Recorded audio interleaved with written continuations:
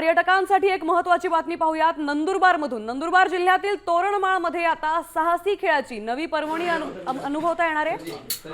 Sitakhai पॉइंटवरील zip line प्रकल्पाचं लोकार्पण पार पडलंय। आता सीताखाईच्या विहंगम दरी अवघ्या काही वेळात पार करणं शक्य होणार आहे। जिल्ह्याचे पोलीस अधीक्षक श्रवण दत्त एस यांनी कुटुंबियांसह साहसी खेळाचा प्रत्यक्ष अनुभव घेतलाय। झिपलाईनची सुरक्षा तपासली आहे, तर पर्यटकांनी निर्भयपणे थराराचा आनंद घ्यावा असं आवाहन त्यांनी केलंय। झिपलाईनच्या अनुषंगाने त्यांची सर्व जे सेफ्टी ऑडिट आहे ते झालेली आहे आणि याच्यामध्ये अजून आपण जास्त काही सर्टिफिकेशन किंवा ऑडिट आपल्याला घ्यायचं असेल तर त्यासुद्धा आपण प्रयत्न करतो।